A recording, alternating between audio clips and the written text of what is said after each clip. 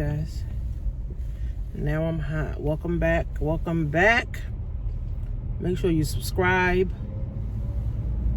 like, leave a comment, share with about 10 of your friends.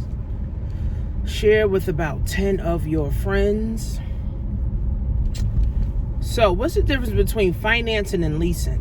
All right, because I never understood this, and my sister, she actually asked me, so I said, let me do a video, because there's probably a ton of people that don't know the difference between financing and leasing. So when you got bad credit, let's start there.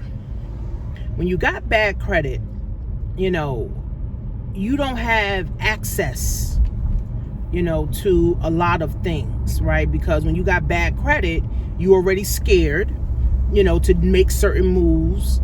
You already scared to inquire about certain things. So when you got bad credit, you don't really have a lot of confidence either, right? So when you got bad credit, you don't have a lot of confidence either, right? So it becomes this illuminated thing, like, oh, I can't get this, I can't get that, I can't get that. And then I realized people that also have bad credit don't have bank accounts. Well, not everybody, but some people. If you got bad credit, you don't have a bank account, right? So it stops you, right? It limits you from doing things. It limits you, from your opportunities. It limits you, from your possibilities. Because again, nobody taught us about credit.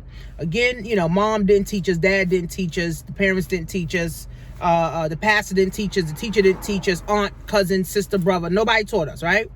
So now we grow up with this stigma that credit is bad. So for me, credit, my mom told me, don't worry about credit. My grandmother told me every credit card that I get cut up. And my dad told me I don't have to have credit, right? So that's what I grew up thinking. So it wasn't until I realized, being in business, that you need good credit. I'm like, well, damn, why did my mom and dad and aunt, uncle, now my mom and dad and my grandmother tell me that credit's bad? Like, don't worry about credit. Meanwhile, I need credit to get ahead in life, right? So, started researching and searching, started finding people, in my network that was dealing with credit. And, I started joining my econ. So my econ is a credit program. So it helps you look at your credit report. It helps you pay down the debt. It also helps you to delete stuff off your credit. It also helps you build up your credit score. Now, my first car was a Toyota 2008. I had a 518 credit score. I had to put down $5,000. Yeah, I put down $5,000. I had a 518 credit score, and my car note was $500, right? So I didn't think nothing of it. I'm like, oh, I had a job, I'm paying my car note every single month, I'm paying my insurance every month. And, I didn't realize that financing, you are literally trying to pay the car off so it can be yours, right? Like a house, right? The car is not yours, or the house is not yours until you pay it off. So that's the same thing with the car, right? The car wasn't mine until I paid it off. But if anything happened to the car, I had to take care of it. I had to take care of everything. I had to, if anything broke or accident or whatever, I had to pay that $1,000 deductible and, all of that stuff, right? So I said to myself, man, I don't want this car for a long time, right? I want a new car. So what happened was I went back to the dealer. I want to say maybe 2011, 3 years later. I got the Toyota 2008. Then I had got a Hyundai 2011. So I went to the dealer and I said, oh, I no longer want this car. He said, okay, well, what car do you want? So I went to the Hyundai and I gave in my Toyota for a Hyundai. But what happened was I owed $6,000 or $5,000 or something like that. So what they did was the money that I owed on that car, they now buried that payment into the new car. So now when you drive off the lot, your car goes down $10,000, $20,000. So let's just say you buy, a Toyota, it's 30 grand, 40 grand. It literally lose value of like 10,000, but you still got to pay the car payment of the amount that the car is when you bought it. So if it was 30 grand, you still paying a car note of 30 grand. So you already losing soon as you come off the lot. I didn't know that, right? Now I'm going back to another dealer. And they're saying, now that I owe like 6 grand on the Toyota, they got to put the 6 grand into the new car, the new Hyundai, 2011. So now the Hyundai is 30 grand. It already lose 10,000 in value, and they putting 6 grand on top of that. So I'm paying a car note of over $16,000 more. So I was losing. I didn't know that though. So having this car, I think 2013 or 14, I was like, I don't want this car anymore. So I got a Nissan Rogue. Went to the Rogue Nissan dealer. I said, man, I don't want this Hyundai anymore. I want to get a new car. And I think at that time on the other car, 2011, I owed 4 grand. So they did the same thing. They buried that payment into it. It wasn't until I started understanding, right? Maybe like 2014 is when I really started understanding, man, I'm spending money after money after money on this car,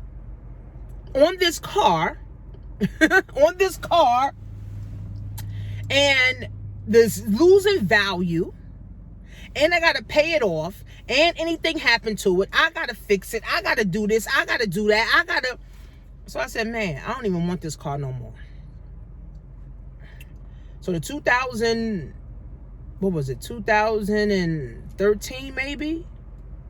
Or 2014 Nissan Rogue, I voluntarily gave that bitch in. I said, listen, I don't want to deal with this. So I didn't know that if you voluntarily give a thing in, I thought they was going to take care of it and all that. That shit went on my credit. I'm like, well, damn. I thought these motherfuckers were going to pay this shit off. See, I ain't know nothing. So when you ignorant, you don't know nothing, right? Everybody take advantage of you. So I get a bill for like 7 grand. Say, oh, you owe 7 grand. I'm like, oh my God, I am not trying to fucking pay no 7 grand on a car that I'm not even driving. So started studying. So my husband, he got 5 cars. So I was just driving his cars for like 2-3 years. I said, I want a Benz, man. I'm not doing that leasing no more. I mean, I'm not doing that financing anymore where I got to keep having, payments buried into other payments and buried into other payments and keep paying and paying and paying and paying. Man, I said, I'm done with that shit. So, but I had to get my credit up, right? When you got bad credit, you can't lease, right? When you got good credit, you can lease, right? No interest, none of that, right? So now I'm like, I want a Benz, and I'm not trying to finance. So in order to lease, you have to get a new car. You can't lease a pre-owned, right? You got to get a new car in order to lease, right? Didn't know that either. So all those times I was getting all these new cars, I could have been leasing, but my credit was fucked up, right? Had student loans on my credit, which I had to pay off. Then I had that $7,000 bill, which I had to pay off, and I had some other shit, credit cards from Macy's and all the other shit I had to pay off.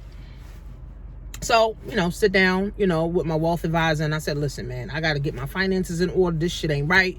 I'm tired of paying over and over and over, because you need a car, right? Like, you need a car, right? You need a car. So I told them, she's like, man, you just got to get your credit right. Sis, get your credit over 700, and you can walk in any dealership you want and lease.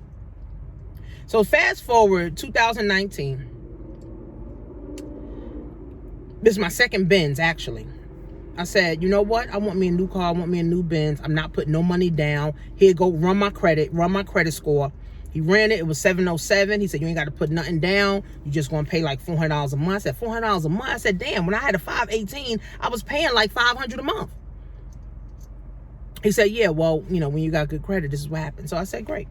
So now leasing is much easier, right? Because leasing, you could change cars every 2 to 3 years, right? You don't have to worry about, if anything break or anything, need fixing. Guess what? They fix. I go right back to the Benz dealer and say, here, Benz, fix this car, right? Because it's y'all shit anyway, right? And here's the thing about a car. I don't really care about a car. As long as the car can get me from A to B to C to D to Z to where the hell I need to go, that's all I really care about. I could clean it, I could wash it, that's it. They take care of the oil changes and all that shit, right? But when you finance it, you gotta take care of everything. But unfortunately, a lot of people don't lease because they got bad credit. And they still want to have a nice looking car or a pre-owned car with bad credit. See, we got it all fucked up. Bad credit means you don't know how to manage your money. You got bad money management skills. That's what bad credit also means, right?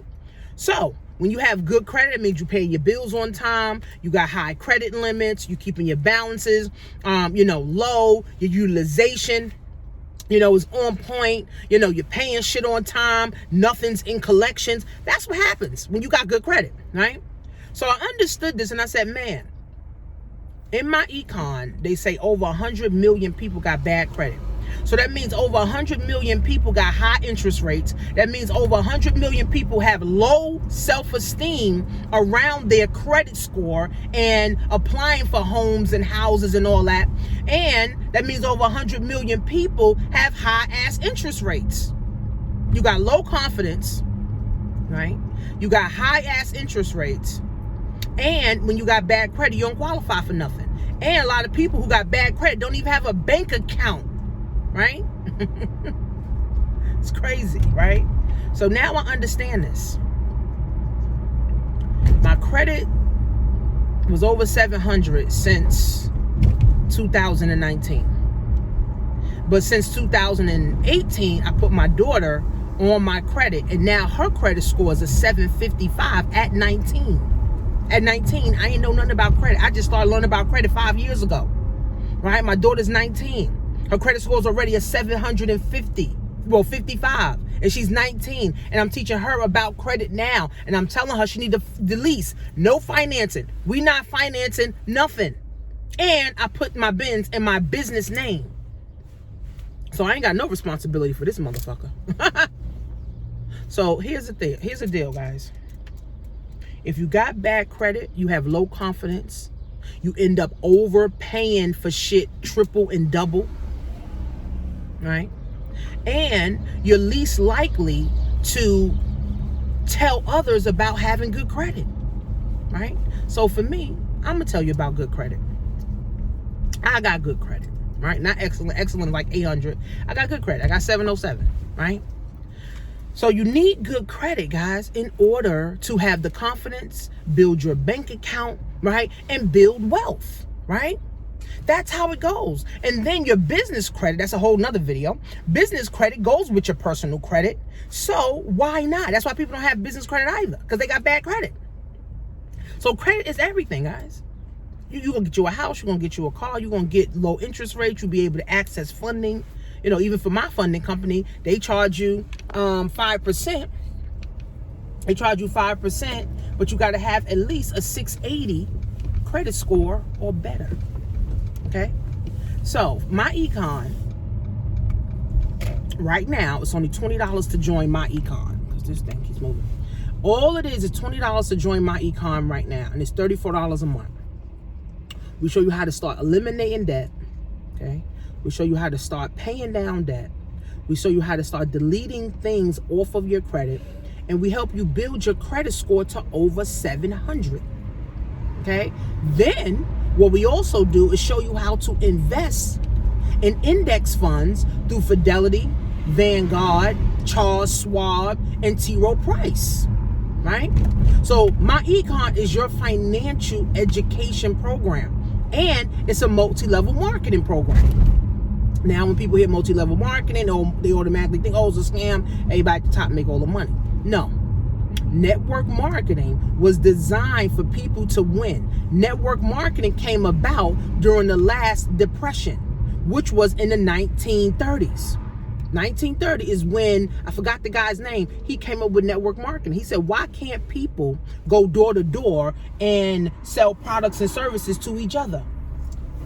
That's where network marketing came. A lot of billionaires come from network marketing. A lot of millionaires come from network marketing, at the end of the day. But you don't have to use that model, right? So my econ, you can get paid by referring people, right?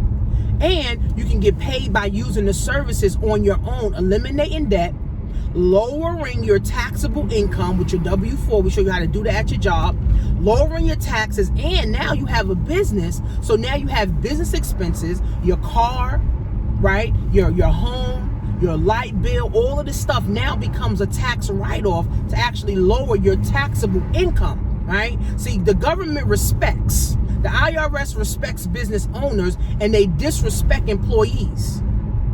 So if you're an employee, the government disrespects you all the time because they constantly taking your money and raising your taxes. I was listening to Jack Bogle, and he said that employees pay 60% in taxes and they don't even know it. That's why they live paycheck to paycheck. The government does not respect employees, even though employees literally make the world go round, but truly business owners make the world go round because they're the ones who created the business to hire the employees. So you need to have good credit, guys. You need to have your own business. You need to do your own thing. Okay, so my econ is a business. You get tax write-offs just for having a business, paying your $20 and paying your $35 a month. Plus now you can learn how to lower your debt. Plus you can learn how to get better credit. Plus you can have better interest rates. Plus you now can lower your taxable income by having all these expenses for your business. Now you have your own website where you can refer people, and we show you how to use your rent so you can record your rent. So that also goes on your credit. And so you can build up better credit for $20 and you ain't in yet. For $20, you got what, anxiety behind $20? The time is now, friends. It's almost February. It's almost February 2020, 2021. Don't go into February 2021, sis, with bad credit, bad breath, and bad thoughts. Don't go into 2021, February, with bad thoughts, bad credit, and bad breath. Don't do it, sis. When you got the opportunity, instead of spending your money on Starbucks, you spending $20 on, Starbucks for the week. No, let's spend $20 to change my family's tree forever and ever and ever and ever and ever. So you can learn something new, so you can do something new, so you can get something new, so you could go new places, sis, for real. So go to jointadameritrade.com, click on the link below, tell your friends, $20 program. Once you join, you can send me your link. So you can, make some money. That's another way to make money. And then invest, right? I met this young guy. He's on Instagram. And he said his mother started investing for him when he was 1. She said $50 a month. Just investing $50 a month. And he said by the time he was 18, I think he said he had over 70 grand. So he said all he did was take that money and continue to invest. And now he got over $100,000, and he's like 23 years old. At 23 years old, he got $100,000, and that $100,000 portfolio that he has in the index fund literally is paying him about 10 to 15%. So he's literally getting 15 grand a year passive income that he can do whatever he want to do, or he can reinvest the money. See, that's the principles that we teach in my econ. Right? To build you $1 million portfolio that can pay you out at least 10 to 15% a year, which is 150 grand per year passive. See, that's the wealth hack, right? Wealthy people, this is what they do. They don't work hard. They don't go to work every day stressed out. They're not stressed out about bills and shit. They just stack. They invest. They keep investing. I'm glad I have 2 daughters that's young, right? My daughter's 11. My other one's 19. I'm teaching them how to invest. Get good at investing. My daughter already has a portfolio. My 19-year-old already has a portfolio. So I'm already programming her. So by the time she's my age, she can have a portfolio of $1 million or $100,000 paying her out, right? Every single month. See, retirement is not an age. It's the mindset.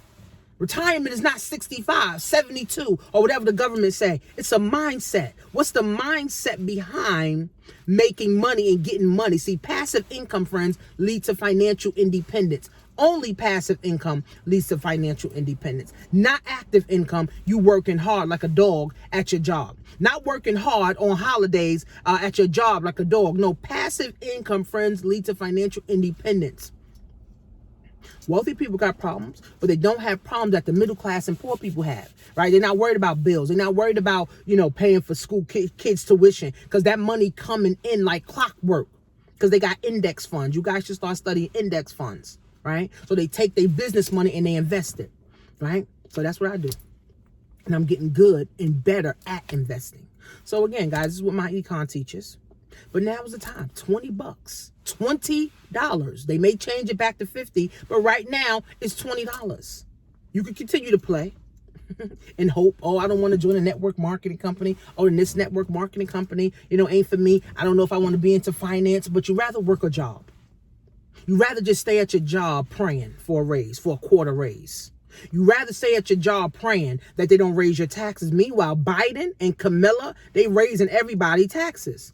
So if you was already choking or living check to check at your job, it's going to even be worse for you, sis.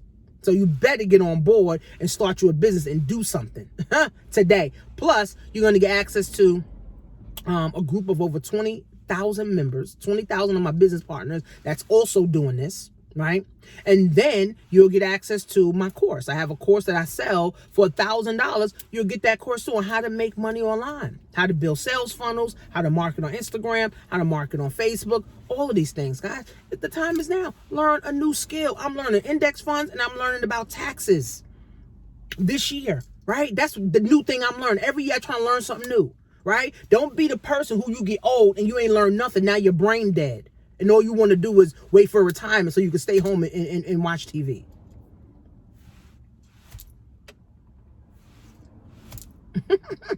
Follow me on Instagram, Coach Shanisha Marie.